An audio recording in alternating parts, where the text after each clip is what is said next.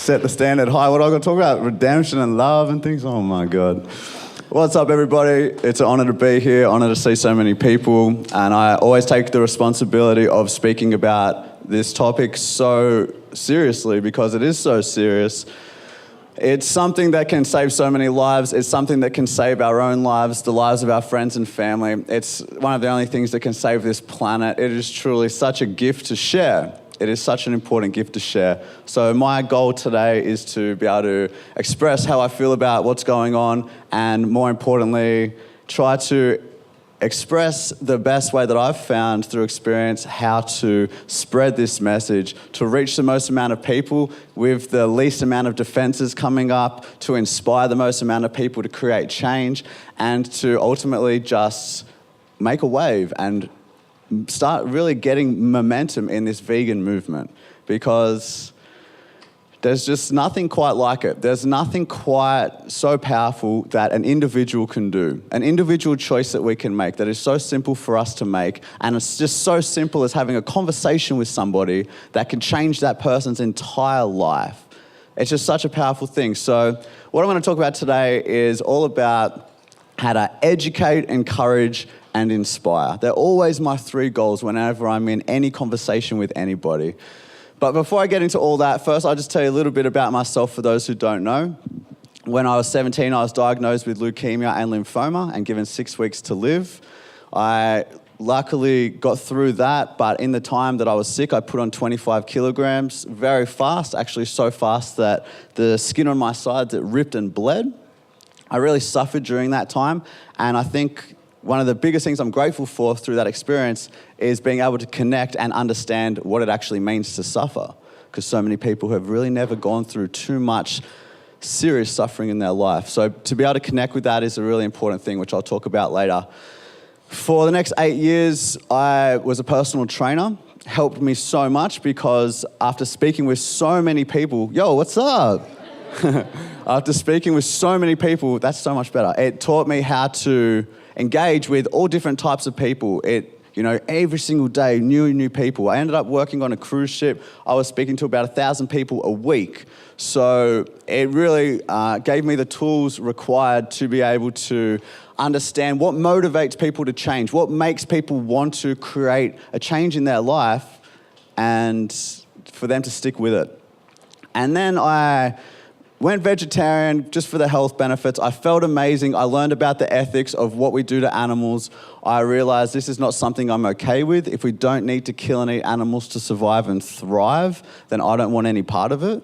Even though I wasn't an animal lover, I just respected them enough not to want to kill them, not to want to hurt them for unnecessary reasons. And then I learned that I wasn't doing enough. Being vegetarian was a great start, but if you really want to stop your contribution to the violence against innocent beings, the violence against the animals, then the least we should do is be vegan. Probably most people here know exactly what that is, right? But there's always one or two people here who got dragged by their vegan friend, and they don't want to be here, and they're like, man, another vegan speech. But I just want to lay it down and tell you exactly what it's about. In case you're not aware, just go through it real quick for those people who might not understand what it is. Because a lot of people think that vegans are extreme. It's an extreme thing to go vegan. You know what, you just eat lettuce and tofu all day? Man, I could never do that. What's wrong with you guys? So veganism is just the chillest thing I can actually think of. It's the furthest thing from extreme that I can think of. It is simply about respecting life. Not just dogs, not just cats, and not just dolphins, and not just whales, but respecting all life, respecting all beings on this planet that we share this planet with. So that goes for fish and cows and pigs and chickens and everyone else in between. What that means, how do we respect them? It means first we look at how we are contributing to violence towards them, how we are harming them. By far, the worst violence happening to the other species on this planet is our food choices. Who we choose to eat.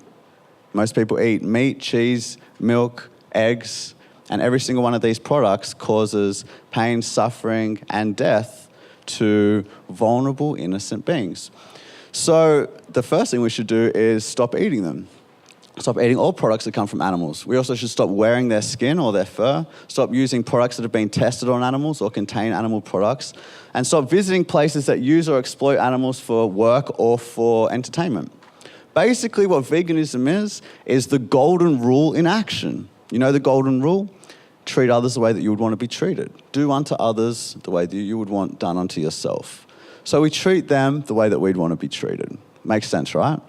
We don't want to be hurt. We don't want someone to kill us just for a little snack when they could have easily eaten something else. So we afford that same basic respect to the other species. We come to understand that their lives matter, just like our lives matter. They are animals and we are animals. They have a heart that pumps blood just like us, a brain that thinks in their own way, eyes that see, ears, nose, feelings, friends, families. They eat, they breathe, they sleep. What more do we have to have in common with them before we realize that we should respect them? So being vegan is just the first step. It's the most basic level of respect that the animals deserve us to show them. We treat them the way that we'd want to be treated. That's what veganism is. Not extreme, not expensive, not hard, none of these things that so many people think it is. But I can understand why they do, and that's what I mainly am going to talk about tonight, or today. It was dark earlier. Is how many objections there are, how many reasons that people think they've got that are justified for not becoming vegan, why they think they could never do it, why almost every vegan here probably one day thought that they would never go vegan. I was never going to go vegan. That was never going to happen. I didn't even like animals. I thought they were dirty, they were smelly, they were slobbery. I didn't even like them, you know? Far from an animal lover. And for me to think about going even vegetarian, to have any meals in my day without meat, was never going to happen. I was the last candidate. I would have been one of those people that a vegan would have spoke to and be like, you know what, this is a waste of time. This is a waste of time. I'm not even going to bother.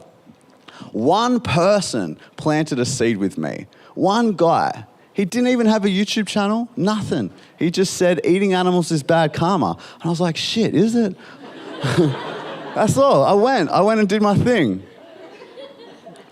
That's all. You'd be amazed. You'd be amazed at how powerful the seeds we plant are and what they can grow into. There's an amazing quote that I love. It's tattooed on me. And I forgot all about it until I was walking here today. How good is that?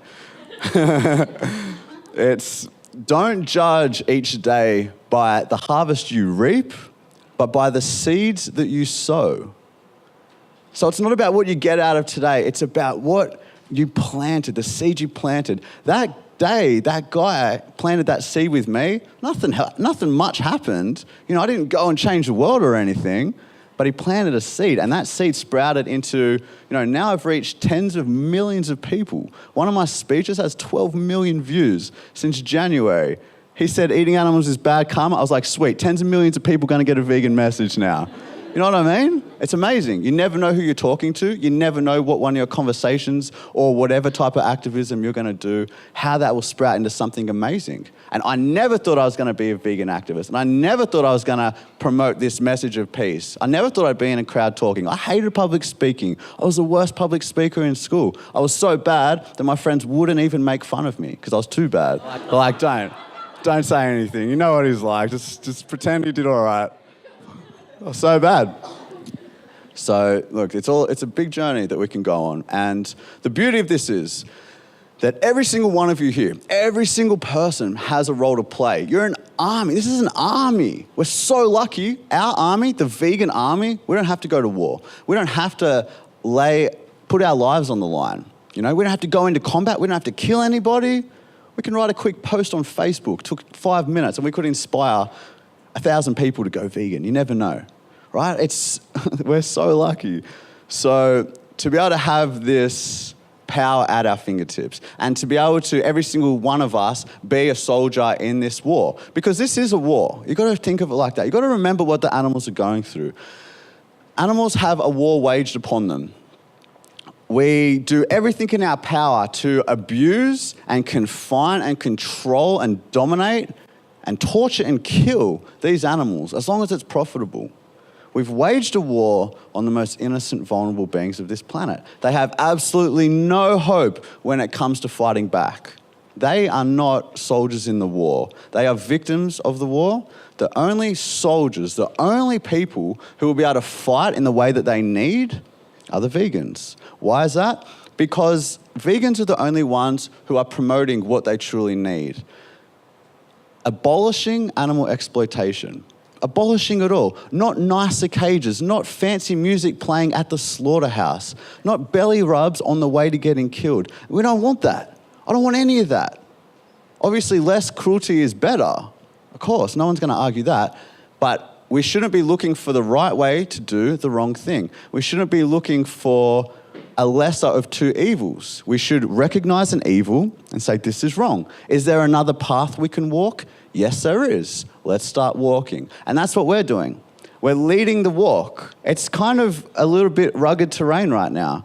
You know, it's getting smoother, but there's some rough patches. It can be hard being a vegan in a not yet vegan world. It can be tiring and challenging. You can burn out. You come across a lot of people who seem very apathetic, who don't seem to care.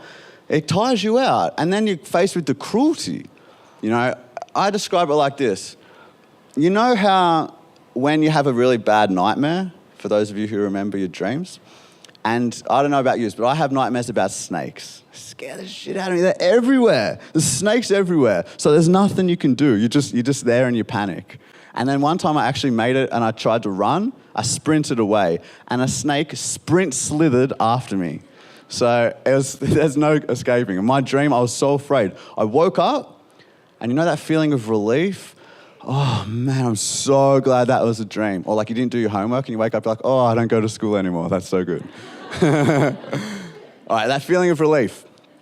It's like the opposite thing when you go vegan. When you go vegan, you wake up.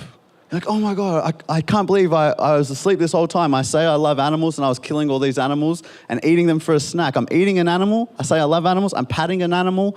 Like, whoa, I was really, really asleep. And then you wake up. And instead of being like, oh, I'm awake, you're like, oh my God, this world. You know, it's like, whoa. There's murder victims over here at the butcher. You go to the supermarket, you walk like this, oh my God, like, I don't want to look at the meat section anymore. You know, you hear their screams, the footage flashes back of what you've watched online. You sit at a table with your friends and family and you're just, in your mind, just judging them, just like, oh my God, why are you eating my friends? You know, like, it's hard, it can be hard. So, but in saying that, there needs to be leaders. There needs to be the people that walk first. There needs to be the people that take those first steps on a better path and show how it's done and show how to walk and show how good this path is and pave the way so it's an easy path for other people to walk. But we've got to make people want to walk it. We've got to make people want to walk it. And that is step 2. Because step 1 is go vegan. Stop your contribution to the violence. Are you actually saving animals there? You're stopping hurting animals. Are you saving them? You've just stopped hurting them. To save them, to help them, really, you need to take it to step number 2. To inspire others to do what you've done. To share the gift, to spread this message. There's so many ways you can do this. Don't think, okay, I've got to spread the message. We need some fake blood. We need to run down the street. Meat is murder.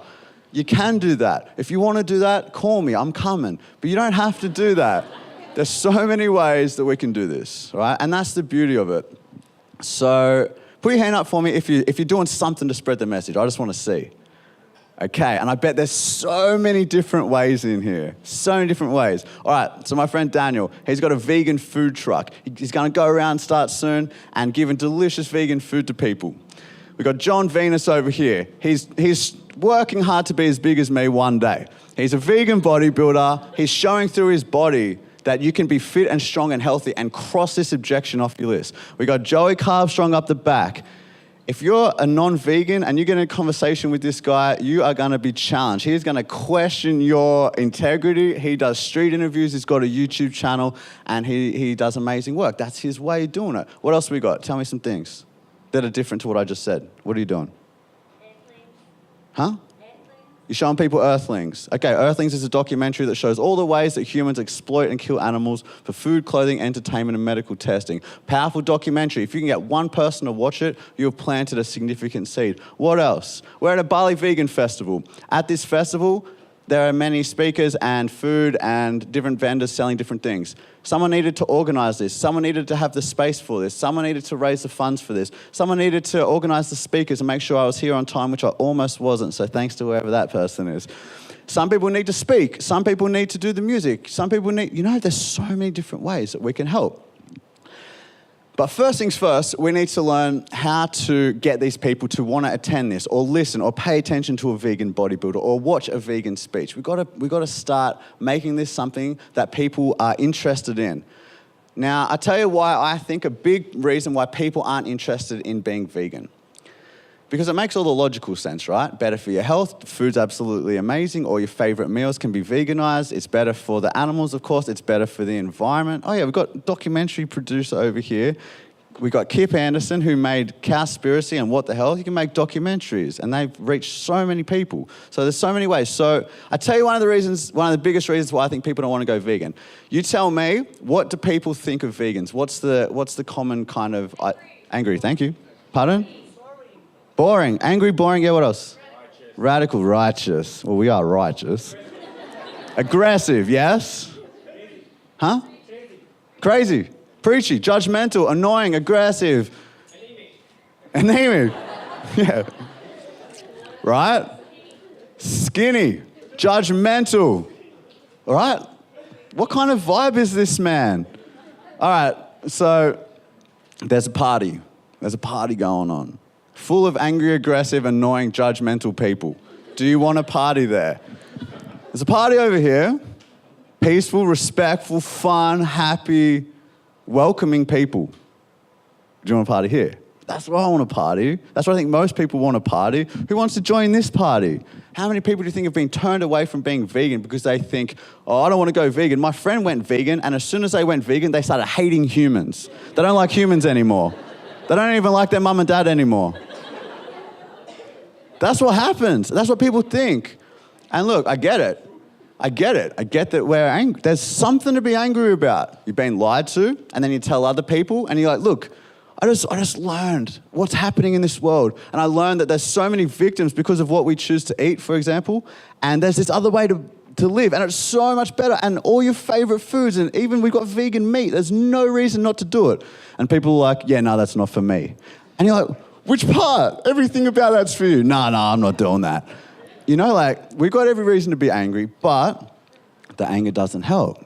Look, there's a place for everything. There's a time and a place for everything, but for the most part, I don't think that anger is the best way forward. And I'm just going off my own experience, what I've seen, and the people before me.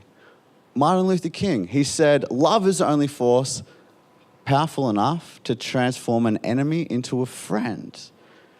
We don't make people listen to us by getting their defenses up. We make people turn away from us when we get the defenses up, when we get angry, when we get judgmental, when we become people at this party. They don't even want to look at that party, man. They got their own stuff going on. It already seems hard for people to change. So why does it seem hard for people to change? People have so many objections to going vegan. It's a long, long list. Not any of them hold any weight. Not any of them are actually justified, but people don't know that. They think that they are. And I imagine this list like each objection people have is like a wall, a concrete wall that has been conditioned in their mind. So I see people as victims of brainwashing, quite truly, because they've been lied to over and over and over and over, and they believe so strongly that it's truth. I was a personal trainer for 8 years before I believed that you could be healthy without eating meat. I thought if you don't eat meat, you will definitely die really soon. And people, vegetarians, they'd come up to me, yeah, I'm vegetarian, I just want to get a meal plan. I'm like, okay, well, it's not going to be vegetarian. I'm not going to do that to you, right? I believed you would die. There's so much misconceptions. Each one is like a concrete wall. There's a lot. Some people have 10, some people have 100. And that's what's in between where people are already at and becoming vegan. everyone should become vegan. Any single person who believes that unnecessary harm to animals is wrong should become vegan. That is veganism. Veganism is already in the heart of 99% of people, so you don't have to convince anyone, hey, do you agree that unnecessary harm to animals is wrong? No one's going to say no. They don't agree. Everybody agrees with that. Veganism is in our heart. It's the brainwashing that has changed our direction. So we need to become very aware of the objections that people have. You all already know them. What is the first question people ask you when you go vegan? Protein. That was my first question. It's like, shit, I'm not going to get any protein? Like, say goodbye. That's what I was thinking is going to happen. But actually, you know, that's just one. What else? What else do people ask? What do you eat? Iron? Yep, what else? What do you do at restaurants? Is it expensive? Well, how do you give up cheese? You can live without cheese. Can't do it. What else?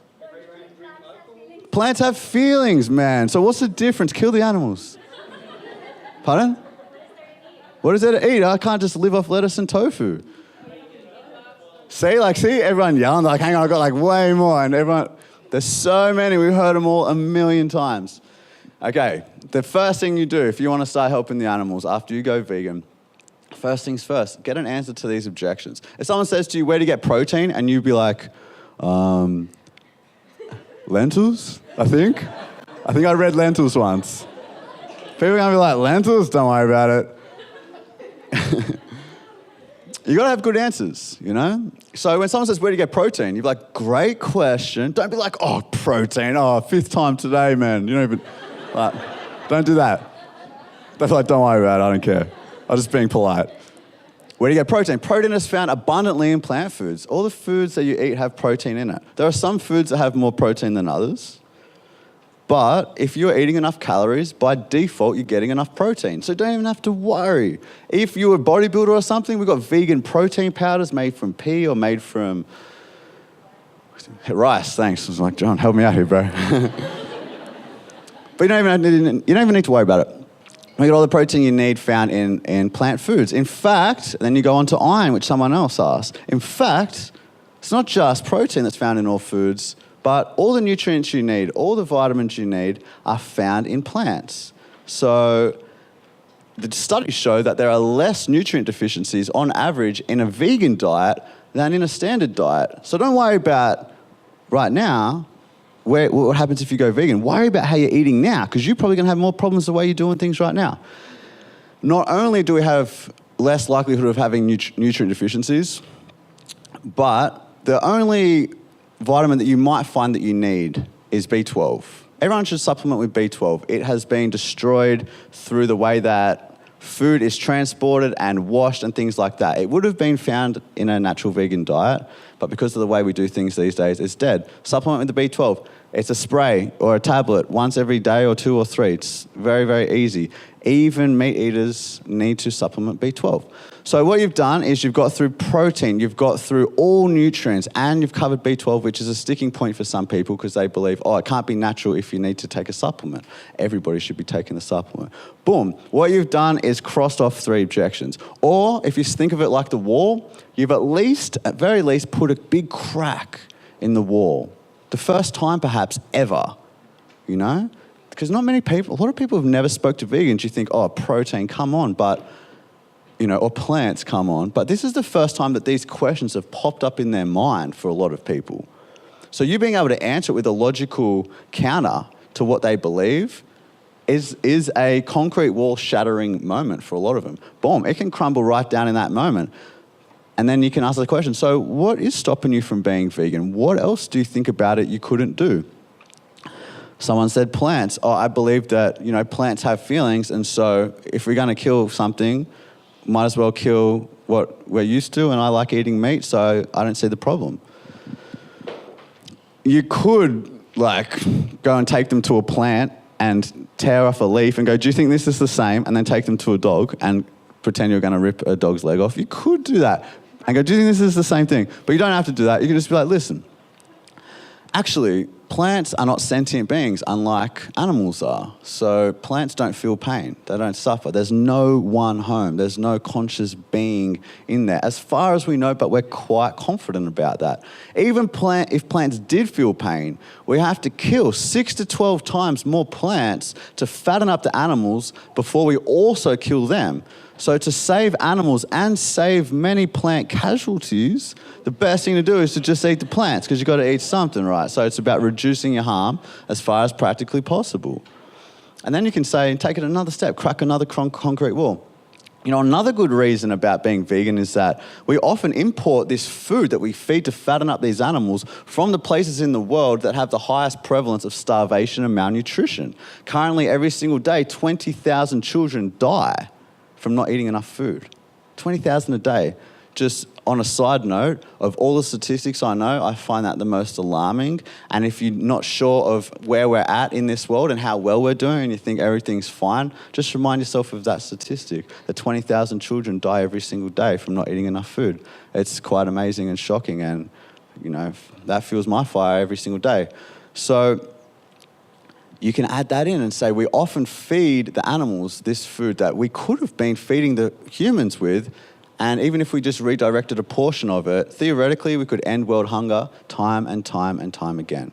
So many benefits. Boom, you crack through a few more walls.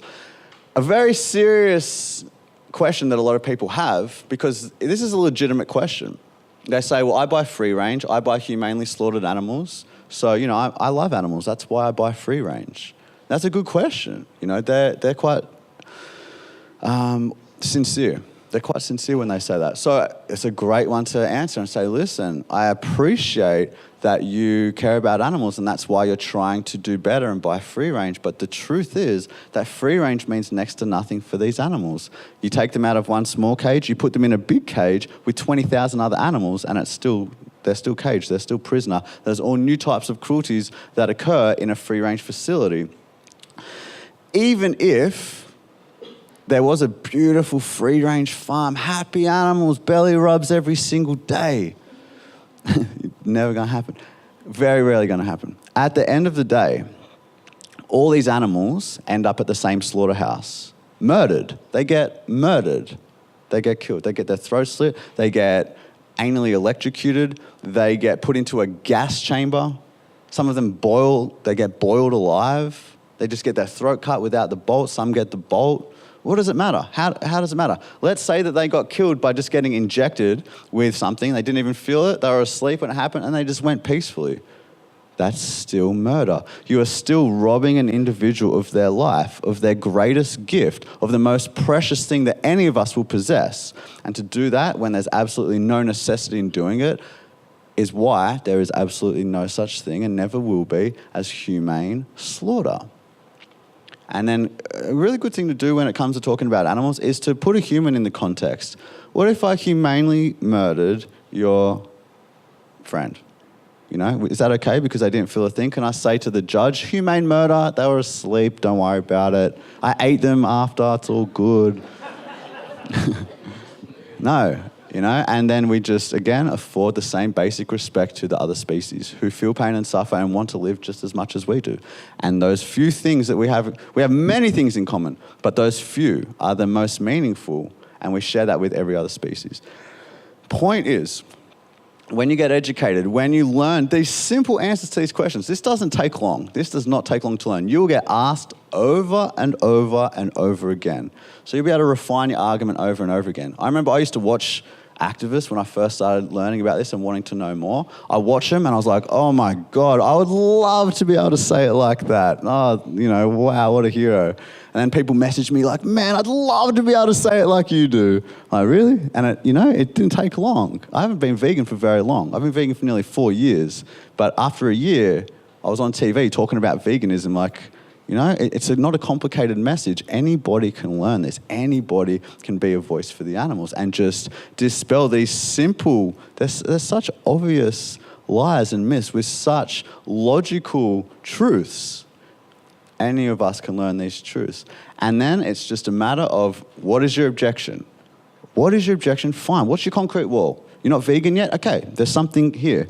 What is it? Ask. What's your objection to being vegan? What do you think doesn't make sense? What do you think about it's hard? Do you think it's expensive? Do you not think it's delicious? Here's some delicious recipes. Here's a bag of potatoes. It was only $1. There's more where that came from. Here is some pictures of some vegan bodybuilders. Here are some facts about the environment. Whatever their objection is, we got answers for it. Veganism is the path to peace and a better world and, you know, all the things that we say that we want, better health, everything. So that's it. That's the first thing we do, right? We get educated as activists. Be a voice. These conversations are going to come up all the time. Some people might say to you, don't eat at a table where people are eating animals. I get the argument. I don't disagree. If that's what resonates in your heart, okay, don't eat at tables. You'll be making a stand. You'll be making a statement. I understand that. My advice would be eat at as many tables with animals as you can. Because when you do that, you're showing, here's my delicious vegan meal, plus I can eat everywhere, plus I'm not going to ostracize my friends and family so they don't think it's this exclusive thing and people are like, oh, I still want to eat dinner with my family at Christmas. I can't do that if I'm vegan. No, I'm not going to do it. Eat. And then they'll ask you, how is it? None of your business. It's my vegan meal, man. You get your own vegan meal if you want to know. Here, try some. And the conversation will come up. Why are you eating like that? Oh, I learned that there's so much cruelty involved in eating animal products and it's full of cholesterol and saturated fat and hormones and I just don't want to put that into my body, that product of torture and death, you know? You eat what you want, I'm not eating that. No, you can just answer and that plants a seed. That plants a seed. That could be the thing. That person could go and be like, man, I spoke to this vegan the other day. Planted this seed with me, and they might speak to someone, and they might speak to someone that reaches 50 million people. You know, the benefits can be so far-reaching. So that would be, I say, the first thing. Now, answering these questions and coming up with these things, it doesn't have to be just conversational.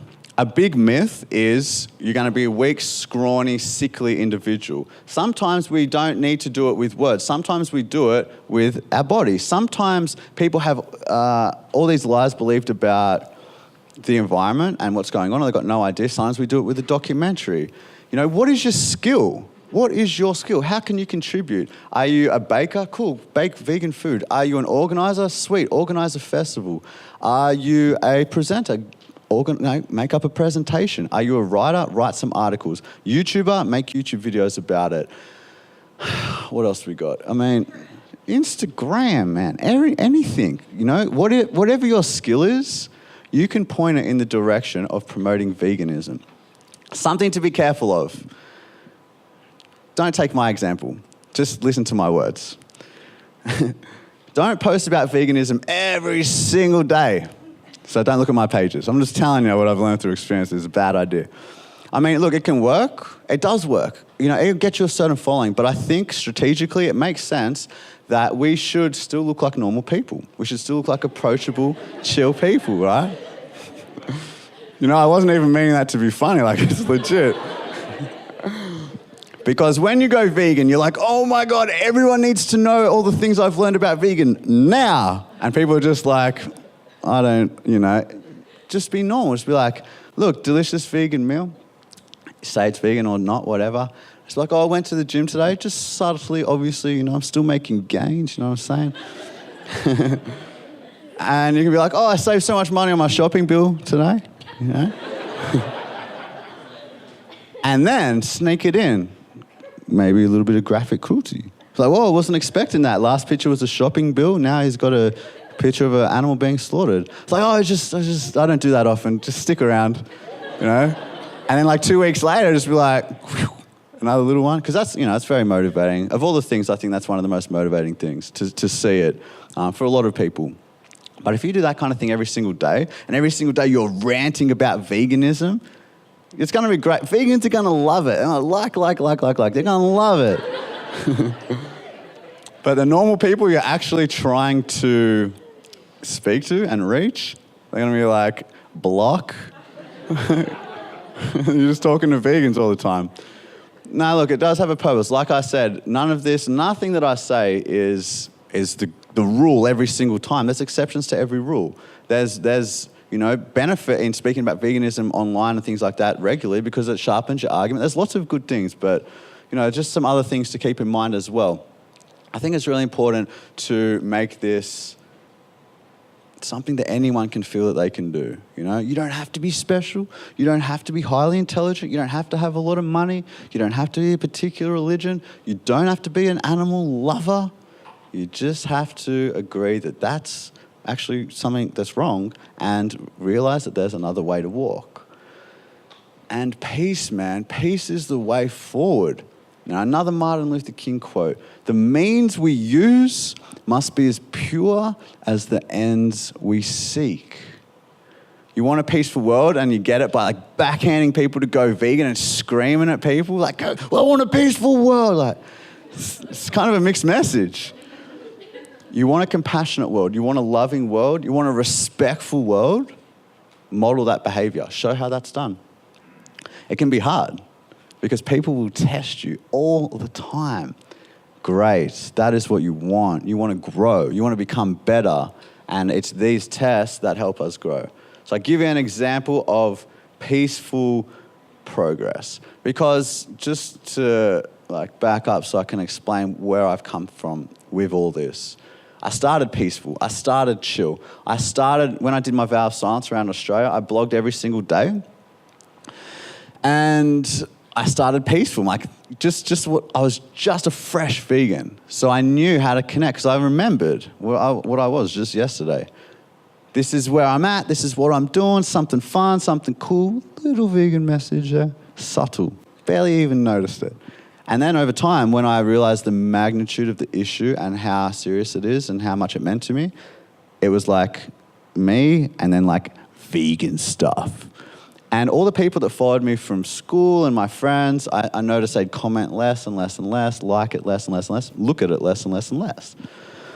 And then when I spoke for the first time, my interview was seen by millions of people when I spoke for the first time. And so a lot of people kind of came to me.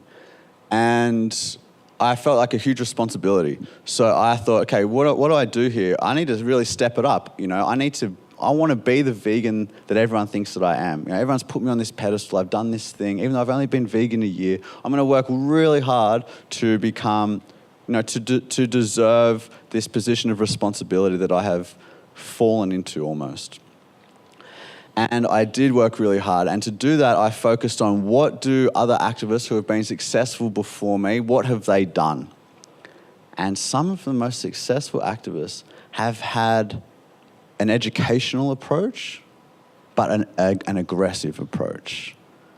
And the thing that I missed, the thing that I didn't see is that their most success happened through education, but I'm talking about a specific speech actually from Gary Yourofsky, which probably a lot of people have seen.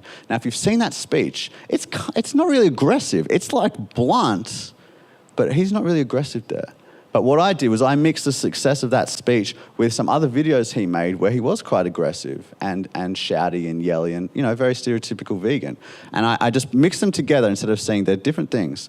And I said, okay, this is how this has to be done. He's the most successful as far as I knew at the time, so I'll model that behavior. I tried to be like that. And oh man, it did not work. I couldn't pull it off. It's not me. I could not pull off. I was trying to be angry and rude to everyone. It was just hurting me. I was generating this aggression inside of myself and just throwing it at people, and they were just fighting back and getting their defenses up. Nothing good was coming from it. And then, I don't know if she's here because she was supposed to be here. It looks like she bailed. Is Tanya here? Oh, all right, when I find Tanya, she was supposed to be here. She told me she was coming. So my friend Tanya, she does clothing, vegan clothing. And that's another way to get the message out there. And she said to me one day, I was like, look, I've been trying to go all Yourofsky on everybody's asses. It's not working very well. She said, I don't like how he does it. I like how you do it. And I was like, what, you think you like how I do it? She goes, I reckon you do it even better than him. Just her opinion. But just that possibility, I thought, man, you know what? We've got a Yourofsky. Maybe I should try and see what happens. I'll just do it my way. And then I go inside to where I was working at the time, personal trainer, and I sit at the office, and this guy goes, hey, do you want a brownie? Not a vegan one. And I was about to lay it down. Yorosky. And instead, I just said, oh, actually, no, man, I love brownies, but only vegan brownies. You know, I don't eat some of the things in here. Do you know about the dairy industry? Like, or he might have said, why not? I was like, well, do you know about the dairy industry, or do you know about the cholesterol and the saturated fat and all these things? And 5 minutes later, him and like 3 other people are at the computer watching my YouTube videos.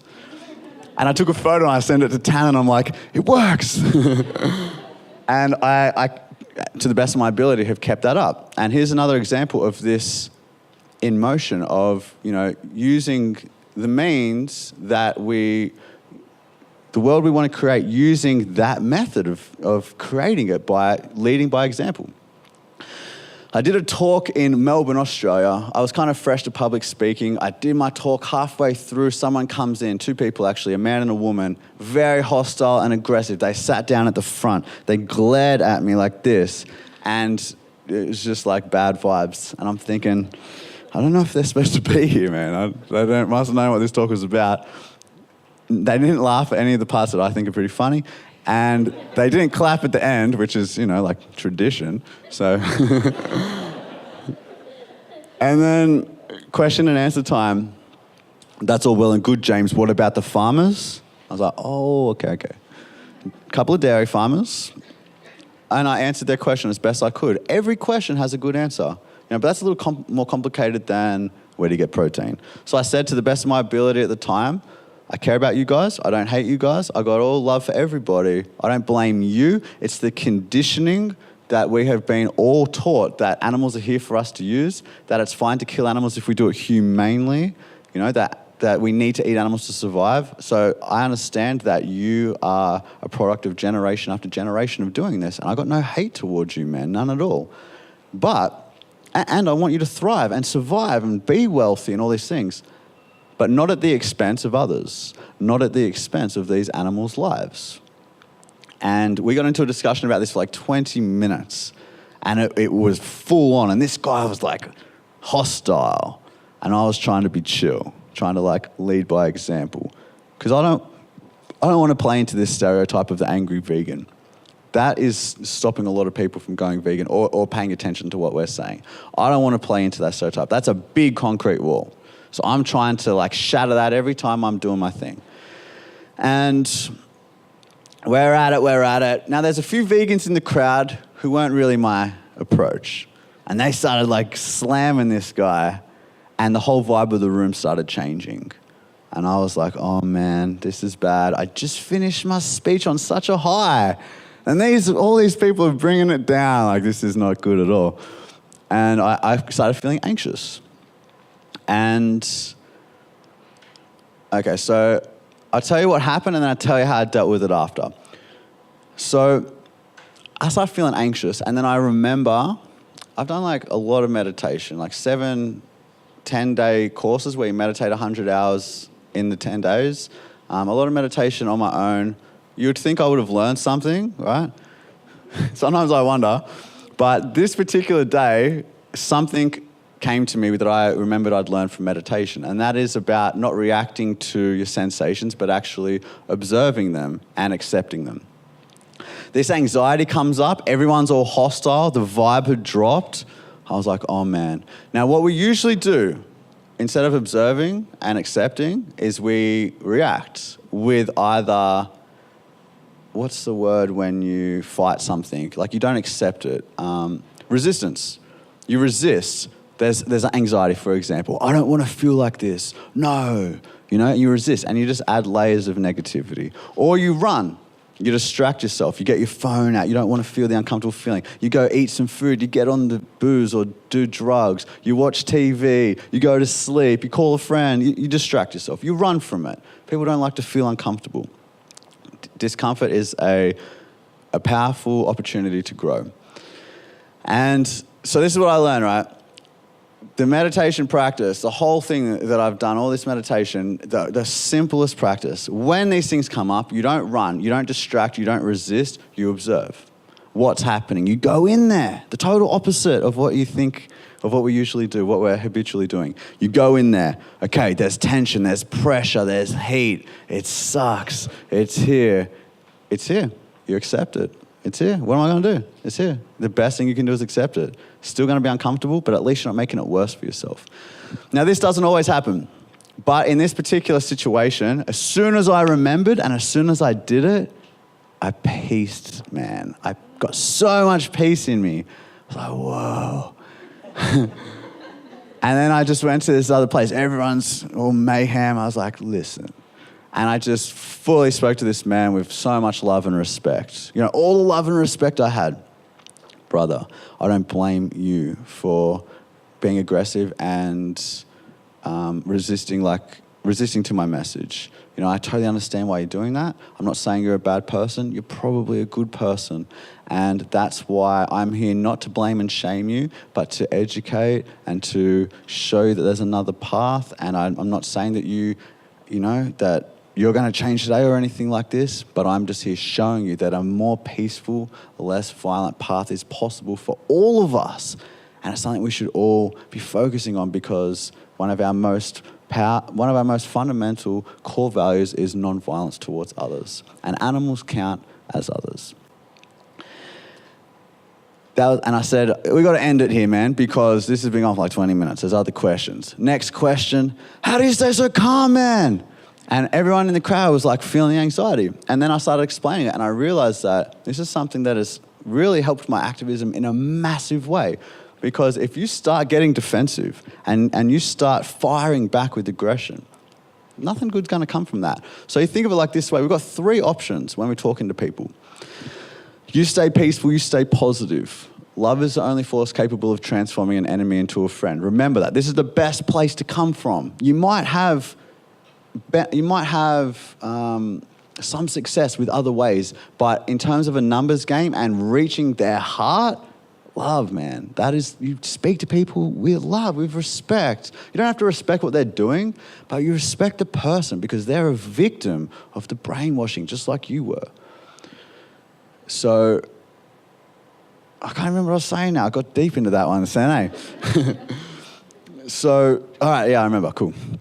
3 options. You stay up here, they stay down here. Okay, this man was aggressive, he was aggressive. All right, I'm not going down there, man. I'm not getting pulled down there by you. I'm staying up here.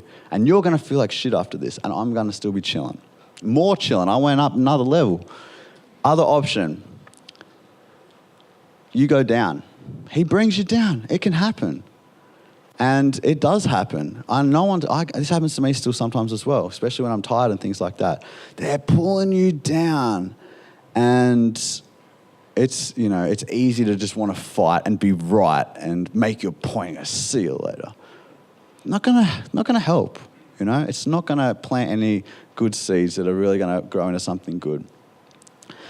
So that's the worst option. Maybe you stay like this and they stay down there. Maybe that's a bit better. But the best option, and this is what can happen, is that just like they can pull you down, your light, your brightness, your positivity, your respect and love, they can pull them up. You can pull them up just like they can bring you down. And that's what happened in this conversation. I answered a few more questions. After that, he comes up to me, this dairy farmer, asked me a couple more questions. What about this, James? What about that, James? I was like, well, this and this. And he's like, you've got an answer for everything, don't you? I was like, yes. And he said, he smiled and he unshook his hand, uncrossed his hands. He said, well, maybe I'll call you later, ask you some more questions. I was like, cool, I'll be waiting by the phone. And he laughed and he shook my hand. This dairy farmer who was almost storming out of there numerous times, shook my hand, smiled. He's like, and then his wife, who I wasn't sure, she was at least as angry as this guy. So I'm thinking, I don't know if we're cool. She looks at me, still looked angry. She's like, thank you for opening our eyes to this. She's a dairy farmer too. I was like, no worries. All right, this is the power of positive communication. Yeah, I could have reacted. I could have told him what an idiot he was and that he was an animal-abusing murderer. I was thinking it. I could have said, I'm kidding. I could have said that, right? What would have happened? He would have stormed out of there. Vegans, they hate us and we hate them and they're our enemies and they don't understand us. I don't respect them at all. They walked out of there like this. That vegan had a few pretty good points, didn't he? Oh, yeah. He was a really nice guy, wasn't he? Oh, such a nice guy. Right? That's the power. That's the power of... And I walked out of there feeling good. If I got into this fight, I blew it. I blew my opportunity, the whole vibe. Everyone's going to leave remembering how they felt. They felt crap after a vegan speech. That's a really important thing, how people leave. So make sure you all leave smiling today, please. Even if you're not feeling it, just fake it till you make it. It's so important. And I just want to, okay, so when it comes to veganism, it's better for everything. It's better for the animals, it's better for the environment, it's better for our health, it's better for the collective psyche that we're not contributing to more violence. It's just better for everything, right? Isn't that amazing? I know a lot of people would go vegan even if it wasn't as healthy. A lot of people would go vegan even if it wasn't better for the environment. But it just happens to be better for everything, right? Okay, I see it similarly with promoting with a message of peace instead of a message of aggression. It's just better for everybody. I feel better after I do. I feel good. I've made a friend, not an enemy. They feel better. They don't walk away with their defenses up, which is just another barrier. They walk away like, that guy planted a few seeds with me. All right, I hear where you come from. I'll think about it. And therefore it's better for the animals because we get to advocate in this way that's more sustainable. We're not going to burn out as quickly and it's more effective. And I'm just going by what I've seen over and over and over again and what some very great people before me have also said.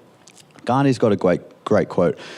He said, if they curse at you, don't curse back.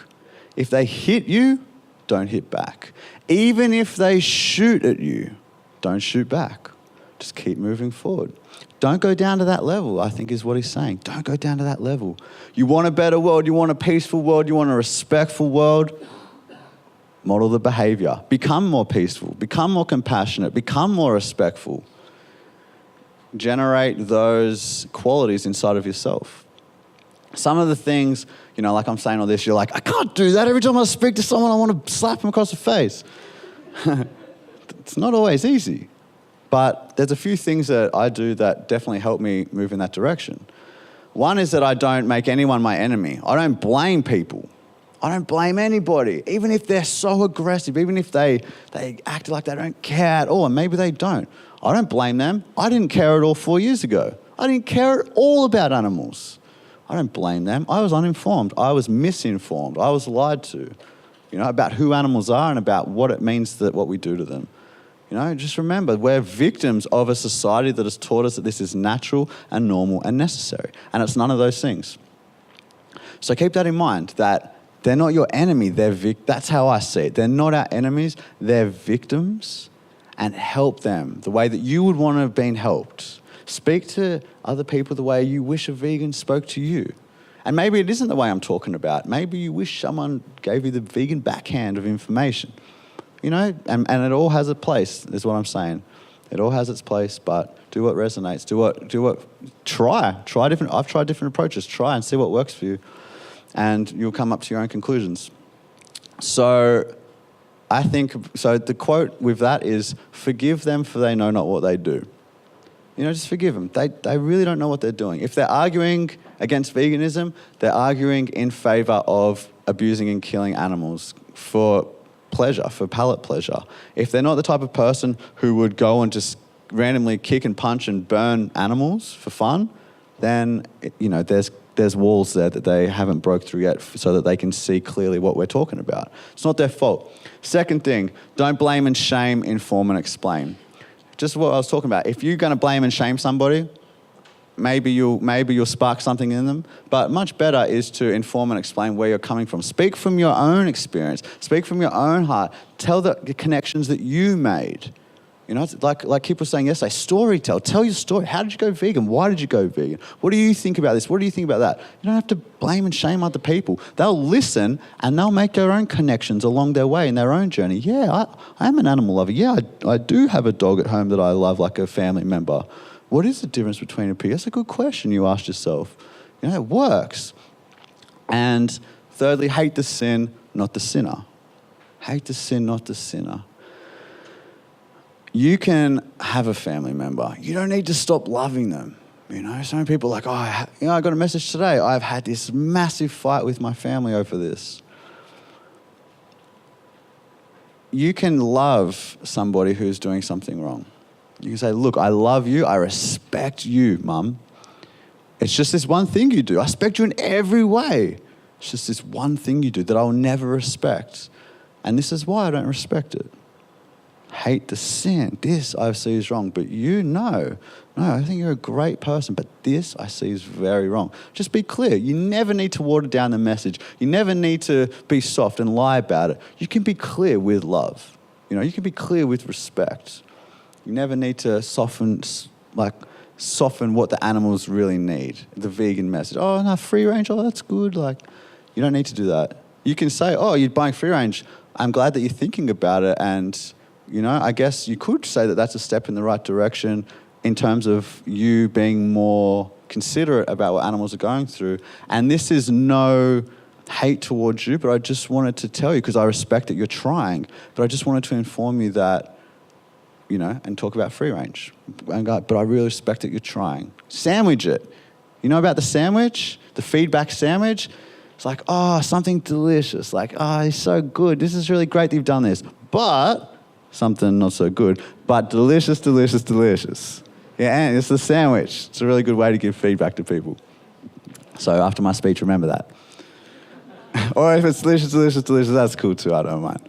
All right, so what else? So basically, that's it, right? When we get the facts, cool, you've got the facts, you can educate. Once you are educating, you can refine your approach. Delivery is at least as important as what you say. I don't know much. I don't know all the facts and figures from Cowspiracy. I don't know all the health stuff. I know bits and pieces. But some of my stuff, I believe, because of the delivery, has reached tens of millions of people. You know, I'm not a highly educated person or anything like that. I'm a surfy dude from Sydney, man. I didn't even go to uni, nothing. You don't need those things. It helps for different things. But just remember that each and every one of us has a story to tell. And just by learning little bits and pieces, that's all you need to know. The objections to those very typical questions for you to be able to move someone very far towards becoming vegan. Don't make it your goal that every conversation you have with somebody, they have to go vegan. And if they're not vegan, you sit them back down like, we're not done here yet. Right? It can take time. You're going up against not only decades of conditioning in this individual's life, but you're going up against generations of conditioning in society. You know? So I would say patience is most definitely a virtue here. Be patient. Don't think that you had a conversation with someone and they didn't immediately jump for joy that they just went vegan, that you're a failure. No, you planted seeds and they will grow into something. So just remember that this isn't going to happen though. This is not going to happen unless we all do something. So think about what you're going to do. Think about how you're going to do it. And be a voice for the animals. They don't have a voice that we listen. A lot of people don't listen to their voices. You have to be a voice. You have to do something, contribute in your own way, and be the best vegan you can be. In my opinion, the best thing you can do is to be a healthy, happy, shining example of what it means to be a vegan. Create the world that you want by leading by example. Thank you very much.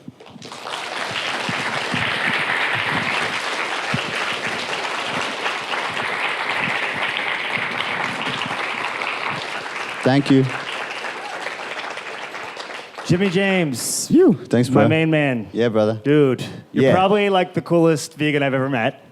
Thanks, man. Have you met a lot? A lot. I live in Ubud. I live in Ubud. My God. Really? I would love to consciously vegan raw party with you. Me too, man. Otherwise, I hope we can be Facebook friends. Ecstatic dance tomorrow. I might be there. All right, see. bro. If they let me in. It's a wait list issue. Oh, okay. Thank you so much. What an inspiring presentation. Thanks, and bro. I love how you bring it down to earth. And yeah, super relatable. Huge crowd today. This is amazing. We've got about a half hour for questions and answers. I'm sure there are a lot of those. Anyone feeling inspired already? Boy, girl. Anyway, we'll. Okay, here we go. We're in the front row. Thank you. Thank you very much for everything. I'm not vegan because of you, but if I were not vegan, I would definitely convert. Good. My question obviously is about animals, and I do believe that the future is vegan. I completely agree with all the vegan concept. I'm happy without leather. I'm happy without pillow feathers. I'm happy without meat, without cheese, but yeah. My question is about pets. I made this same question yesterday to Kip, but I want to hear your opinion and your views.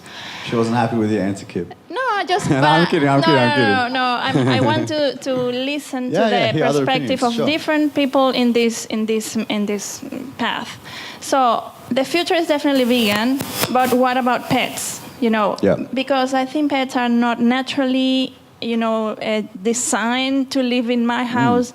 Because when I go to a supermarket, everything is vegan, but I have to get sardines for my cats. Yeah. Okay. So pets, I gotcha. Yeah. Good question. So, firstly, do we have the right to keep pets in our house? Well, I feel it's more of a moral obligation currently because there are so many animals out there that are on death row and they're going to be killed. And obviously, it is better to give them, if you can, a somewhat happy, safe existence in your home compared to just being killed. So I think that, is it perfect? Definitely not. It's not a perfect situation, but sometimes as a vegan, you can't have a perfect situation and you be the best vegan you can be in a world where it's not set up to be for vegans, really. So in this situation, I would say, yes, definitely we have a moral obligation to respect and take care of the animals that are currently here. That doesn't mean buying from a breeder. That means rescuing, adopting, fostering animals who are in a dire situation. We should definitely get rid of breeding to the point where it doesn't exist at all, because then we're just perpetuating this issue of domestication and all these animals in existence that have nowhere to be, that are displaced animals, basically. So I think it's definitely a good thing to take care of them and keep them at your house if that's the best you've got. And in terms of what you feed your animals, dogs can easily be vegan. The longest dog on record of a few years ago in the Guinness World Records was on a vegan diet their entire life. Dogs are omnivores, so they can thrive. That's no drama at all. Cats are a more complicated topic. Cats need something called taurine, which is a vitamin found in meat. And what I've recently learned is that the reason why cats get taurine from the sardines you're talking about in the can at your grocery store is because these cans have also been supplemented with taurine. So what we have now is the option to get cat foods that are vegan that have been supplemented with taurine. And it makes sense to me, if we have this option, that's what we should be giving them. We should be definitely monitoring their health, but there's countless people out there who have healthy cats who are on a vegan diet supplemented with taurine. And what was the other thing I wanted to say about that? One thing you do have to do is be more cautious with the male cats because it can give them some urinary tract issues. And to do that, to take care of them, you just need to do some pH testing, which is just these little strips. You just get a bit of their saliva and you can monitor their pH. It's easy. And then if you start seeing a problem, you be the best vegan you can be. Now, let's say that you have a situation where you can't get vegan cat food. What do you do? This is a very bad situation. It's not good at all. Do you let your cat starve to death, or do you buy animal products that have caused another animal to die? It's not a good situation. One thing I would say is that you are morally obligated to take care of this animal in your need, so it's not great. So it's kind of damned if you do, damned if you don't, but I think it makes sense that if you can, to get the meat from a place where maybe you don't have to buy it, so you're not supporting the industry. Maybe there's a way for you to do that. Let's say there's not a way for you to do that. Is it wrong for you to buy it? It's not good, but it's excusable. It's excusable. And what do? You be the best vegan you can be in a not yet vegan world. As soon as you can get vegan cat food, boom, get it. If you're going to adopt an animal, maybe adopt an animal that's much easier to keep on a herbivorous diet. And if you have to buy meat for your cat, for example, then buy a large buy beef, a very large animal, many less deaths. If you just buy chickens, it's a lot more deaths that you'd be contributing to over time. Is that a good solution? Someone's still going to die. No, it's not great, but again, it's just about doing the best that you can do. So it's a tough situation, and that is just another reason why another problem caused by domestication. What did you say, Kip?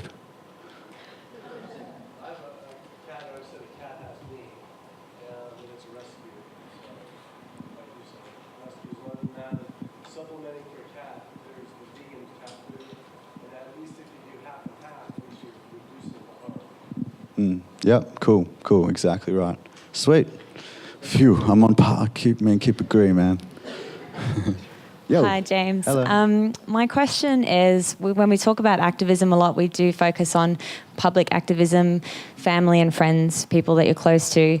One thing that has been challenging for me in the past 2.5 years is activism or planting the seed, as you say, within a corporate and professional environment where in an open plan there could be 30 people and myself as the vegan, and the comments or questions would come. However, you immediately have an audience of 30 people who are not vegan, and then boom, the pressure's on. What do you do? Yeah. How do you handle that sort of situation? Yeah, well, practice would be good. So if you already know they are, like, when people ask me questions now, they're like a word in and I'm like, I got the answer. With practice. So a good way to practice getting your confidence up is online. You start getting in more discussions online. You can practice staying chill, and you can practice refining your answer so it's short and sweet, concise, sharp, but has all the points. So that's how I practiced. I practiced for a year like that because I didn't speak for a whole year. So I practiced a lot online, but it helped me a lot. And then when it comes to that opportunity, you'll be more prepared to educate in a way that may be more meaningful because you've said it already many times. So it's just about preparation, just like any speech. If you want to do a good speech, prepare it. So, like, I know what you're going to say. But that's a really good point. And 30 people, like in a corporate setting, there might be some people there who have significant influence, and you might influence someone who influences many people, and one person might have influenced you, and like you see how the ripple effect works. So I would say that definitely, preparation would be key. Practice online, practice keeping you chill, and just speaking the facts and being ready for it.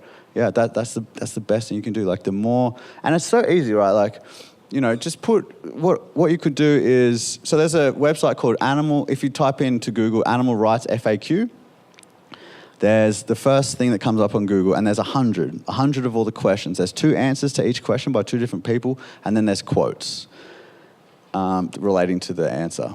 And if you just choose maybe 1 or 2 of them and put it on your mirror where you brush your teeth, and you read it once or twice a day, depending on how often you brush your pearlies, and you do that for a week, you've got it, man. You've got it. Next week, do 2 more. Like, that's just one example of a way you could get very educated very quick. And then it becomes really fun. Because I remember when I was just going vegan and I didn't know the answers to questions, I was like, I don't know. And people would walk away going, I was right, stupid vegan. And I'd be like, damn it, I know I'm right, but I didn't know how to tell him I'm right. And it sucked, And now I always walk away, I'm like, got him. And it's fun. It's fun because, you're right. So you always win, and that's fun. Yeah. Good luck. Yeah. Kip, by the way, you're the other coolest vegan I know, so just, okay. Yeah, number 2. Hey, man, how are you? Hey, bro. I really like the really personable being self as an activist and being really vulnerable in that space. It's really important. I think it makes people listen, I think, so. Thanks, bro. I was at a conference a couple months ago and saw a presentation called Food 2.0, and it was about lab-grown meat and the sort of movement towards that, and articles in the since then.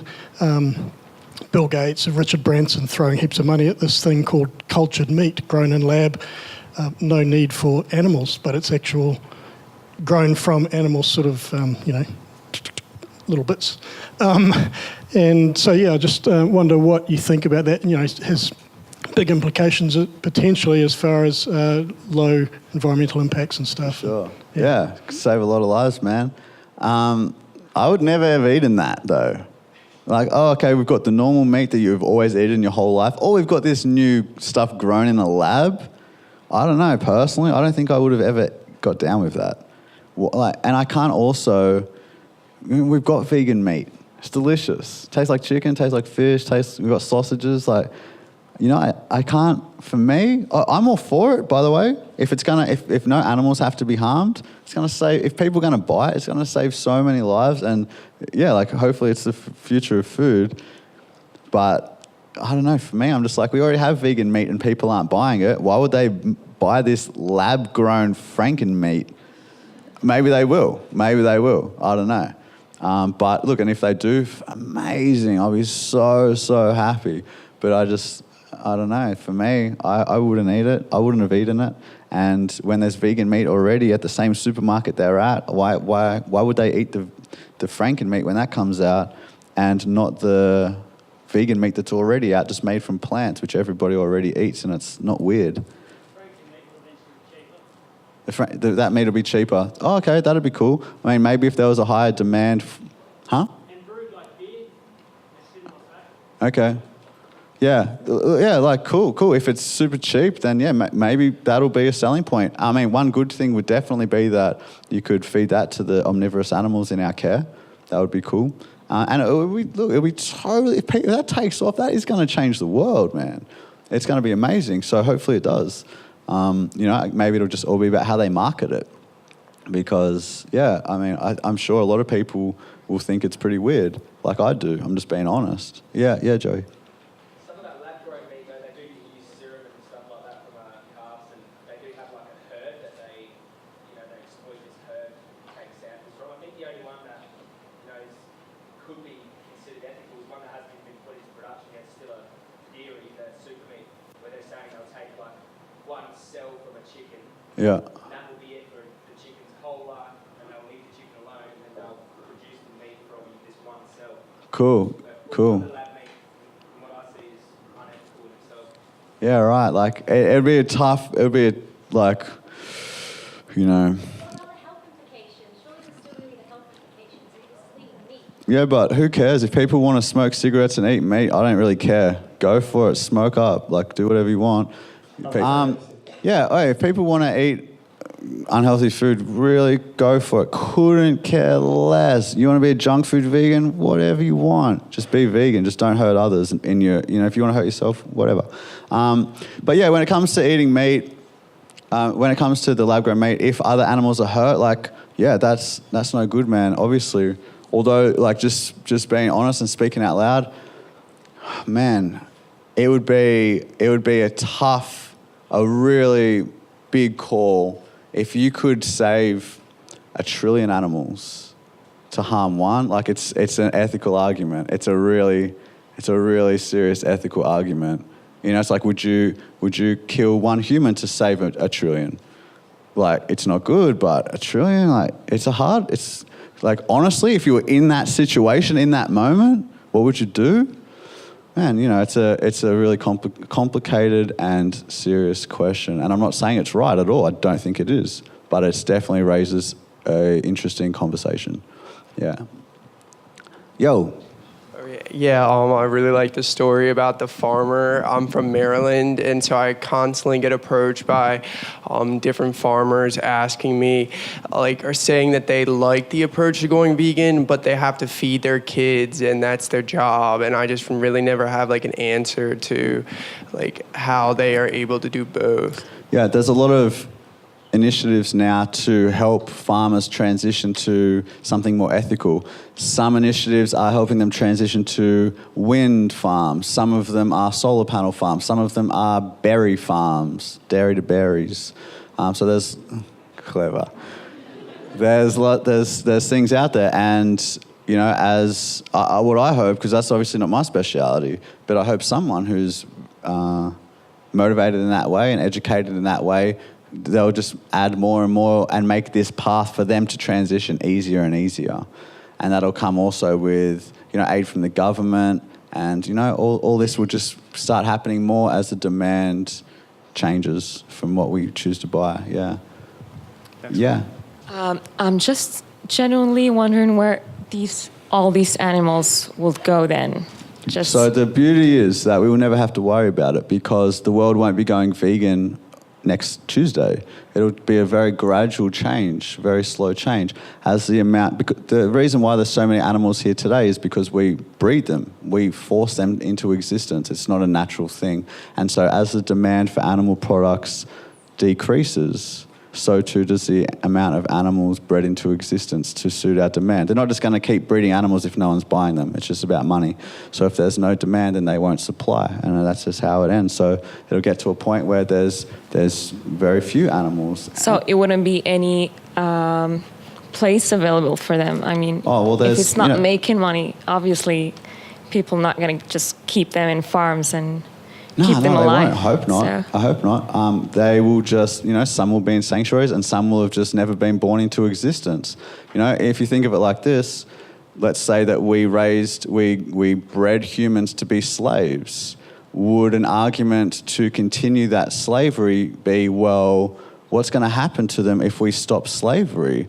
We won't breed them anymore. It'll be those new humans won't be born, but that's okay because it wasn't their role to be bred by us and then forced into work in the first place. So although there will be less beings in existence, that will be for the greater good, and it will also be for the greater good of the environment as well. I just have another one. Yeah, cool. Do you think animals in zoo shouldn't exist? I mean, shouldn't kept alive?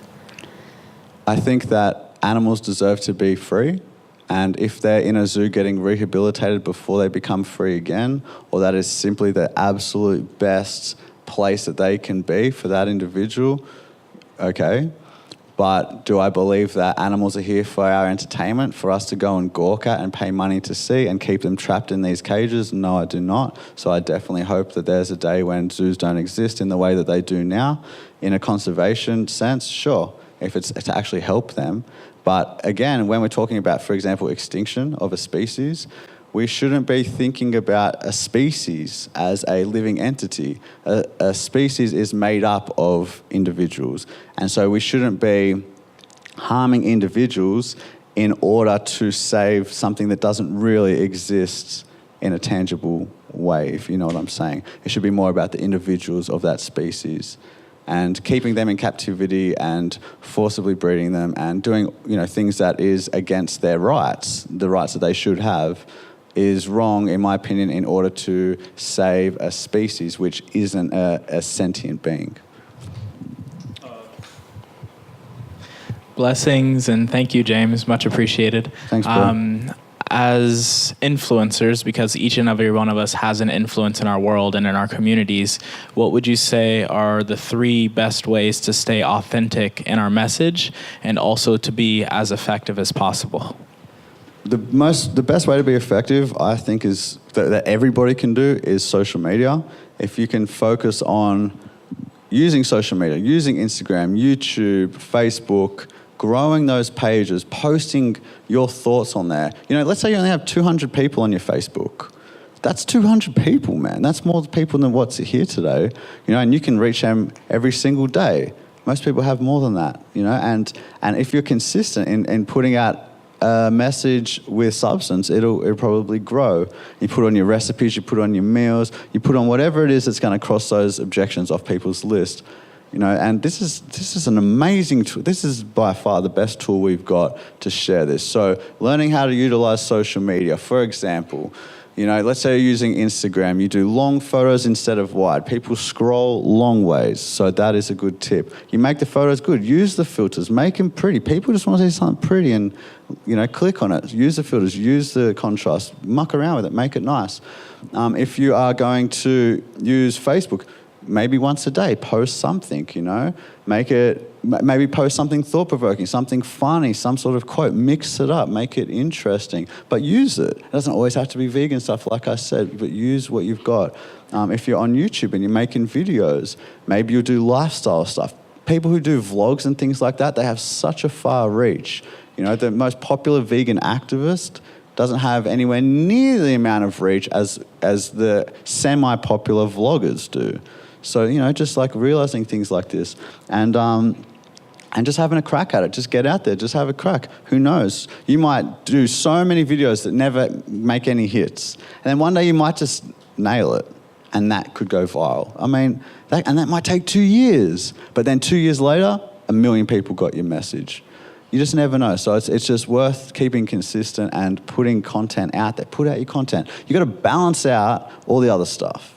There's millions and millions and millions of dollars put into advertising from the meat, dairy, and egg industry, propaganda, lies. So we got to balance that out. So I think that's one of the best ways to be effective. And how to stay true to your message. You don't need to lie. You don't need to yell. You don't need to scream at anybody. You don't need to bend the truth. You don't even need to water down your message. The truth is a very powerful thing, and we have the truth on our side. So just be honest. Just be honest. This is how I feel. This is what I think is wrong. This is what I've learned. That's how you stay true to the message and to yourself. Yeah, thanks, bro. Yo. Hi. Thank you for your honesty and your positivity for sharing. Thanks. I've got a question because you've been talking quite a lot about health, but what I hear a lot around me is okay, it's about pleasure. Like, you know, I love meat and I can't stop eating meat because I just love it too much. Yeah. Or I don't want to watch this documentary because I know that if I watch it, I'm gonna stop eating meat. And it's just, I don't know how to answer to these people. Yeah. So basically the first objection, the first wall is I don't think I'm gonna enjoy being a vegan and eating vegan food. I don't think I'll like it. I love eating meat. I know I love that. Vegan food, I don't think I'm going to love it. So show them the recipes that they're going to love. There's millions and millions of vegan recipes. There's something for everybody to love. And we've even got vegan meat. It's like, okay, you love eating meat? Me too. I eat meat. Vegan meat. You won't even know the difference. I had vegan ribs the other night. I had vegan chicken the other day. You know, if you're in a place where you have that option, great. Go, cool, you don't have to stop eating meat. How about this? Next time you go shopping, just try this one time. Just go and get whatever product, wherever you live, this product. It's in the freezer section. Try it. I bet you're going to love it. And if they don't love it, it's like, all right, so try this one next time. This one good. Sometimes that one not good. Good, try this one. You know, make it for them. But show them the recipes. That's their objection. So you just always, okay, what's your objection? You don't think you're going to enjoy the food, or you think you're going to miss meat. Don't worry, you don't have to miss meat, and you are going to enjoy the food. Look at all these amazing recipes. Don't tell me you wouldn't enjoy these. Here, I'll cook you one, or here, cook this one and tell me you don't enjoy it. All right? I mean, it's just, does that mean they're going to go vegan? No. But you've created a crack at least in the wall, and you've moved them a step closer. That's all you can do sometimes. What was the other thing you said? Meat, they love meat too much, and there was one other thing. Oh, I don't want to watch the footage. Yeah. A lot of people don't want to watch the footage. I don't want to watch the footage. You know, it's disgusting, it's graphic. So this is what I did with my mum and dad. When I watched Earthlings, I said to them, guys, I've watched something that has profoundly changed my life and my actions that I'm going to carry forward with. I really think that you would also benefit from watching it. You have raised me to be a compassionate person. You have instilled compassion into me from a young child. And I think that because of that, you'll really want to see what I've seen. And maybe you'll change and maybe you won't. No expectations here. But at least if you watch it, you'll understand where I'm coming from. You'll understand me a bit better and the change I've made. Will you please watch it? No, I don't want to watch it. It makes me sick. I can't do it. You know, and then I sort of said, well, okay, if you can't even watch it though, if you can't even look at it, how can you pay someone to do that for you? If you can't even see it, it makes you sick, how can you pay for it? And then put it into your mouth, you know, and maybe that'll get them there and maybe it won't. You just do your best. And you don't, the beauty is, look, some people don't want to see the cruelty. Okay, there's a lot of paths up the mountain. You don't like the cruelty? That's cool. But in saying that, if they're severely shook by the cruelty, maybe that would be quite a significant thing. Maybe you could just get them, instead of watching a documentary, just watch this 3-minute video. just watch this 30-second clip, you know, start small. There's a lot of 1-minute videos out there created for a lot of different topics. So you could do that. But even if they won't watch that, there's a lot of other things that people will, cool. So what are your other objections? You know, and they'll have a whole bunch of them as well. You don't have to get through every single objection sometimes. Sometimes you just need to get through enough, cross enough objections off their list where they get to a point where they're like, okay, I'm still not sure about this and I'm still not sure about that, but the evidence on this side is just so significant. You know, there's a couple of things here, but I'm all in now. I'm going in. You know, you don't have to get through every single objection sometimes as well. Thanks for your question. Yeah. Hi, James. Hello. Thank you so much for everything. My pleasure. Yeah. My question really is coinciding with the last one.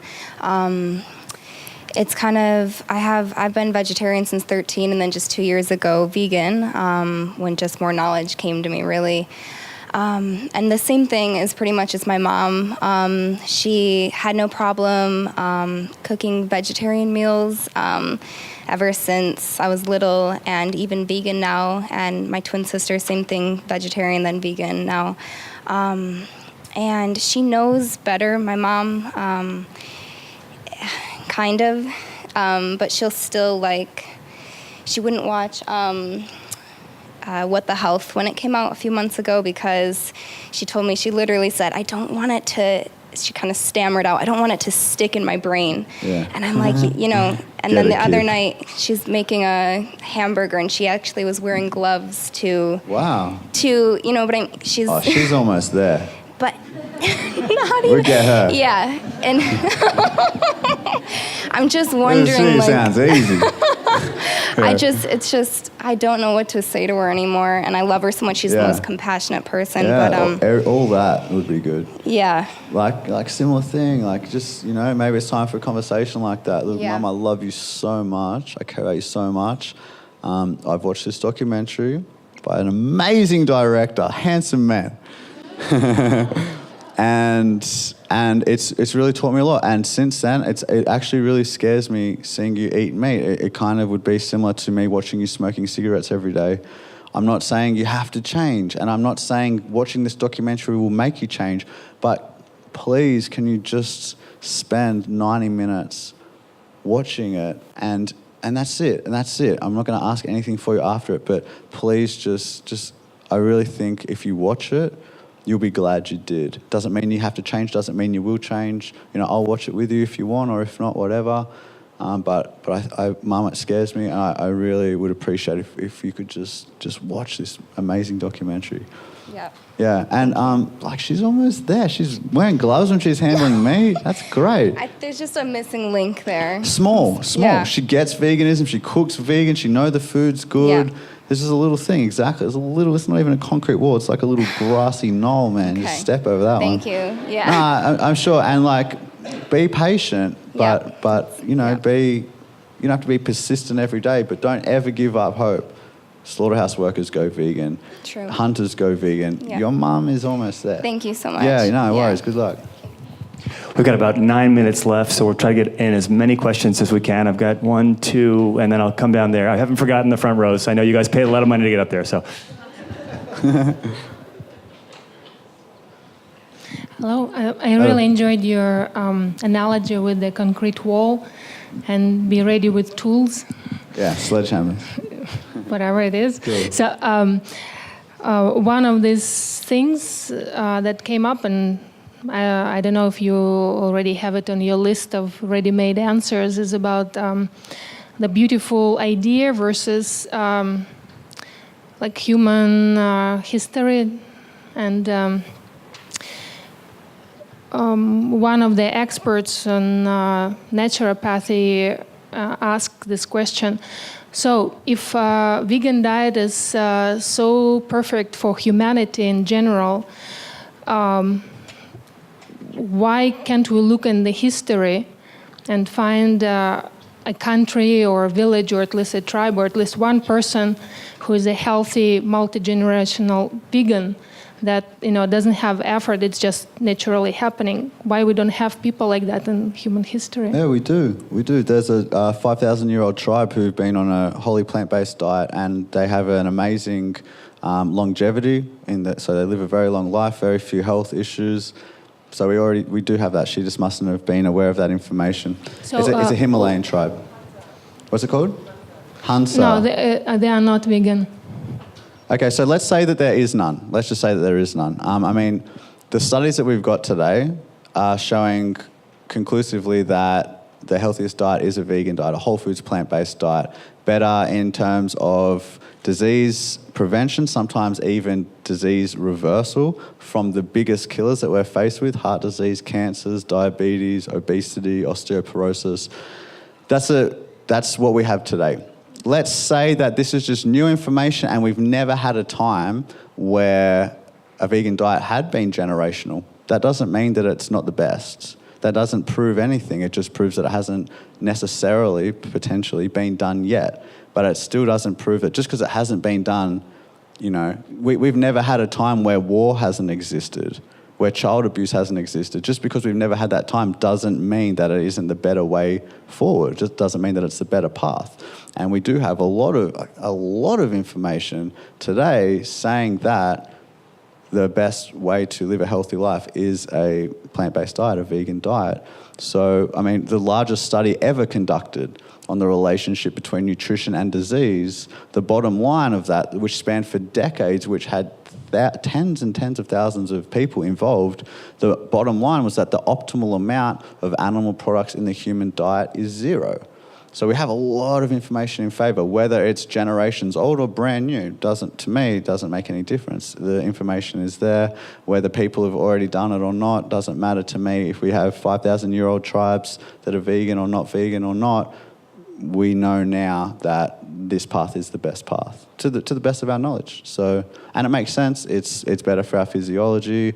All the zones, the blue zone studies show that the places that eat the least amounts of animal products have the least amount of the most prevalent diseases we've got. There's a lot of reasons and things that point in that direction. So, and yeah, I mean, that's what else can you go off? Just saying, oh, well, we don't have generations of people who've done it, so it mustn't be good. Well, that's a very weak argument compared to all the arguments we do have in favour of a plant-based diet being the most healthy diet for disease prevention and longevity. No worries, thanks a lot. Hi, James. So, yeah, we're from the UK. Cool. We've just had a week with Michael Franti Yeah. at his venue, a week of yoga, which was amazing. Man. We popped into town in a week and found out that you were in town. And you were recently added to our vision board of people to meet. No way, man. Yeah, we did Michael last year. Vision Obviously, boards? we've met Michael and now we've met you, which is obviously before. Anyway, I'll carry on. Cool. That's wicked, bro. I'm stoked. We're Thanks, man. we're 4 years vegan as well, and obviously we're not as popular as you. But Work hard, you get there. when are you in the UK again? Are you coming to the UK? In a couple of weeks or a few weeks, I'm speaking at the London Veg Fest. I'm just there for like 4 days, very short trip. Okay. But there's a Veg Fest in London, man. Everything you do, fantastic. Thanks heaps, Yeah, man. keep it going. Thanks you. for putting me on your vision board. That's the first time I've heard that one. Ubud, where Cheers, magic bro. happens every day, and vision boards are fulfilled. There you go, yeah. There you go, it's fulfilled, man. Up in the front. Hi, James. Hello. First of all, thank you so much. That was very inspiring. I've been vegan for 14 years, and I do. Thank you, but Pioneer. that's the reason I'm saying it is I have also seen that peaceful way of getting the message across has been the most effective, at least personally for me. But my question is not about talking to non-vegans, but the angry vegans. I was an angry vegan when I started out too. most That's are. only natural. Yeah. How do we deal with people who mix up issues, who are like, if you have kids, you're not vegan, Yeah. antinatalist, or voluntary extinction of the human. Species. That kind of stuff. How do you deal with that, or how do you stay positive and deal with that? Yeah, I just lead by example. There's a lot of people who go vegan and hate humans. I don't think that's a good way to inspire people to go vegan. And I show that through the results I get through doing it a different way.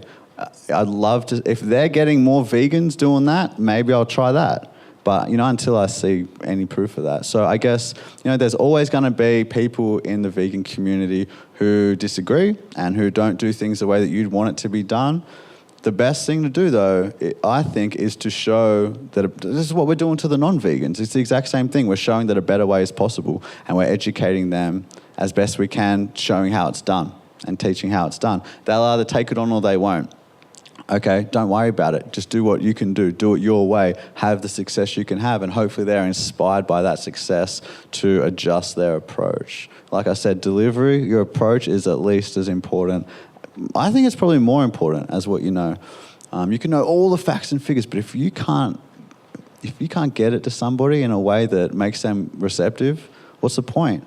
So, yeah, I would just say, the best thing is lead by example. Sometimes it's the best just to not even go there. You might go in there every now and then, just like jump in the lion's den just a little bit, just say your piece, but then get out again. There's a lot of people out there there's a lot of vegans out there looking just for the best way to do it. Some vegans, they go vegan, they just want to feel better than everybody else. It's true. Some vegans go vegan and then they're like, yes, high and mighty. They kind of don't even want everyone else in the group because then they're not going to feel so special anymore. But it's a minority. It's not the most of the vegans. So I think that, there's non-vegans out there who just need a nudge. Cool, give them a nudge. And they're like, boom, vegan. There's some that you need to just slam them with the vegan message, and it'll take years. Okay, you don't spend all your time with that person. You spend your time with the people who need the nudge, but you jump in there every now and then, plant a few seeds. And it's the same with those people. There's vegans just waiting. How do I do this? I want to get this message out there. How do I say it? What do I say? Someone teach me. It's like, cool. This is what I've seen as effective. Why don't you try it and see if it's effective for you? Okay, cool. And then there's the people who are, they might never get that approach. You try every now and then, but you work with the people who you can actually influence. That would be my advice. Yeah, cool. Makes me think of the 7 stages of grief, the 7 stages of veganism. The first stage seems to be angry a lot. So let's move towards joyful veganism and, yeah. So front row here. Hi, James. This is Adeline, and I'm from Hong Kong. Actually, on live, sharing your talk with my friends in Hong Kong, and they want to send greetings to you. What's up, Hong Kong? So thank you so much for bringing yourself here and share your light with us. And you really inspired me to become more compassionate to those who are still working on themselves towards a vegan journey. And I was once very, aggressive and angry towards the vegetarian or the meat eaters, but now I see the light too, and cool. I see myself which direction I would like to be, and I also see that veganism is on the rising, it's uprising issues, and I'm also seeing that. Vegan products, whether it's food, it's clothing, accessories, it's everywhere, it's blooming. But there's a question that some of those brands, they're owned by non-vegan companies. I had this conversation yesterday. And even though those companies may be in business that is against veganism, and I would like to see your opinion. It's a really good question. Okay, so it's like McDonald's, right? They've just released a vegan burger. That's pretty amazing. McDonald's to release a vegan burger. Would I go and buy it? No, I'm trying to be a healthy vegan. Would I have an ethical issue buying it? Partly I would, but partly I would probably still do it because I want them to create more vegan options. I want someone to go in there who was thinking about veganism and be like, oh, you know what? I'm just going to try this vegan burger. I want veganism to be accessible. If you can get a vegan burger in McDonald's, McDonald's is everywhere. So, I can understand why some vegans wouldn't support it, and I don't think they're wrong. I understand that argument, and I think there's a lot of truth to that argument, that you shouldn't support such an unethical business. They probably kill more animals than any other business in the world. But for the biggest killers of animals in the world to start moving having a little veganism happening, whoa, man, that's exciting. So I guess if I had to choose a side, I would say buy the vegan burger. That's what I would probably say. Is it perfect? No, it's definitely not perfect.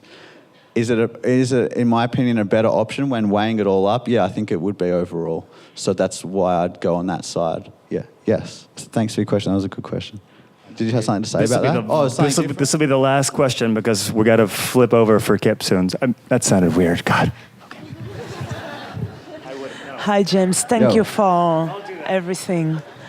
My question is about the cultural stuff. Like what? The culture. Oh, culture, yeah. Because, like we are living in Bali, for example, and when I see all these chickens, I just want to cry all the time. And I'm talking about here, but also I was in Timor like 3 months ago, and they're really full on with meat. And when you tell them, hey, blah, blah, they say, yeah, but it's the only thing we have to eat here. Yeah. We don't have food. And it was quite true. They didn't have a lot of vegetables. So the culture and, Yeah, that's a really good point. I mean, first of all, no culture is more valuable than an individual's life. So we should never value culture over killing. Does that make sense? Culture over killing? No. I don't know if that makes sense. We should never value culture over... Yeah, thanks. Thanks, bro. That's what I meant to say. I got it backwards. But yes, I mean, people always do this. They always say their country. Oh, my country eats so much meat. That's every country. Every country does that. Every country's culture is about meat. Every single one. So, all you can do is sometimes just be a shining light and plant these seeds and be vegan and more will come. Like, more will come. More will come. It's what's happening. We were just talking. It's a growing movement, growing fast in many ways. So maybe there's none there now. Eventually there will be, and a lot of other countries will look to the West for some reason. What are they doing? They eat a lot of meat. Okay, this is prestigious. Let's eat a lot of meat. Soon we'll be eating no meat, and they'll be like, all right, they don't eat meat anymore. Let's not eat meat anymore. I don't know why you'd follow us as an example. But what was the other thing you said? That they're starving, kind of. Right, they're starving. Really good point. Okay, you're starving. If you're on a desert island and you're with one other human and you get hungry enough, chances are you're probably going to kill and eat that human. That's what happens when you are hungry enough. When you have no other choice and you have to kill to survive, all this stuff that it can go out the window. Maybe it wouldn't. I really can't say. I've never been in this situation. But I can understand why someone would kill to survive if they were hungry enough. Yeah, but it's more like shitty chicken that they import, and it's like really cheap and it's the only way. So what I would say is currently they believe that they have to eat meat because whatever. So it might have to be an education-based approach. Hey, do you know what's even cheaper than eating meat, where you could survive on for longer and keep it fresher for longer? Beans. And you get more nutrients from beans than you would from chicken, minus all the things that make you sick. And you wouldn't have to kill anyone or keep them alive and feed them or anything like this. So it could just be their lack of knowledge. But let's just say we're talking about a place where they very literally rely on animals and there's no other option. Is it bad that they're killing animals? 100%. Should we focus on finding a better way from them? 100%. But, it's like a lion killing for survival. If they have to kill to survive, I don't think it's okay. I don't think it's good at all. But it's excusable. You can understand why they do it. And I think it's impractical to say no. You should starve to death. It's just people aren't going to do that. So we have to do our best to, first of all, educate and show, no, you think that this is what you need to eat, but actually you will get way more food if you ate this, and you'd be healthier, and the food's delicious, and this is how you cook it, and it can store for longer, and whatever else. And it's probably, again, just a lack of education, just the type of societal conditioning that every other society is also, that has forced upon us. So, yeah, there's probably a lot of good you could do there. In saying that, there's some places, just like some people, that are going to be a lot harder to turn vegan like that due to lack of education, due to lack of funds, due to lack of care. They're like, we've got starving people here. Do you think we're going to care about animals? Like, there's places though, like Western places, first and foremost, or places that are affluent, where we literally have vegan cheese and vegan ice cream and vegan meat. So I think it does make sense to, again, you help them as well, of course, but they're more of the ones that need the big push, where there's many that need just a little nudge. And for me to get the numbers up sooner and save lives sooner, it makes more sense strategically to me to work there more for the majority of our time. But it's all important, don't get me wrong, it's all important. And if your heart lies with doing something like that, great, that would be amazing. And of course, the Dalai Lama always says that if the Tibetan people didn't eat yak meat, they would starve, because in Tibet you can grow a little bit of barley, a little bit of potatoes, but there's not a lot of plant-based food available, and that's been the historical argument. So, but things change, right? Things change, exactly right. So yeah, and you do the best you can do until you can do better, then you do better. So let's give a big round of applause to my main man. Thanks for emceeing. Thanks everybody for being here. Really appreciate your time, your support, your questions. Thank you so much.